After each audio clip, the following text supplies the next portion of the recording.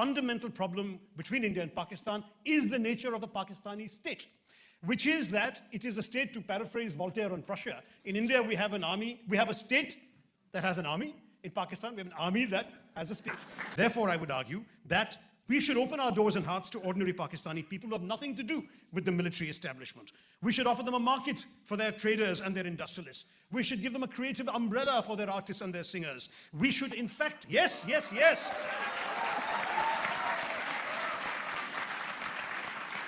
We should offer an enthusiastic market for their fashion designers. We should give a home away from home to those seeking refuge from Pakistan, from the realities of Pakistani life, because most Pakistanis are not jihadis. They are ordinary people like you and us. And have any of you met a Pakistani who has come to India and not been entranced by this land that they were denied by their own partition? Every Pakistani who comes here turns out to be an admirer and a friend of India's. So we should, in fact, liberalize visas. We should encourage them to come. We offer magnanimity and generosity of spirit. We will, in fact, have a chance of persuading Pakistan to rethink their attitude to us, and we will improve the environment and the atmosphere within which we can conduct the diplomacy that eventually will let us get on with our own development in peace. So I just want to say the proposition is wrong. You cannot say that India and Pakistan can never be friends. We cannot be friends with the ISI or with the generals in Rawalpindi, but we certainly can be friends with those Pakistani people to whom we open our hearts and our hearts. Thank you very much. So,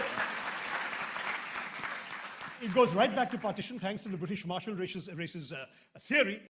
A country that, with both wings still intact in 47, India, Pakistan and Bangladesh, had 21% of India's territory, 17% of India's revenue. They got 30% of the army, 40% of the navy, and 20% of the air force. 75% of Pakistan's first budget was spent just on maintaining this disproportionate army. Did they reduce it? No, because the army had the guns and they wanted to stay where they were. So today you don't join the army to defend the country, you join the army to run the country. This is a real problem. The army in Pakistan has no strategic interest in peace. Maybe they don't have an interest in war, because which Pakistani general wants to die? But they have an interest, no strategic interest in peace. Now, where do I lead from there? I look at the excuse they use for hostility to India, Kashmir. Kashmir is not a cause of hostility between India and Pakistan, it is a symptom. It is a symptom of the Pakistani army's need for an excuse.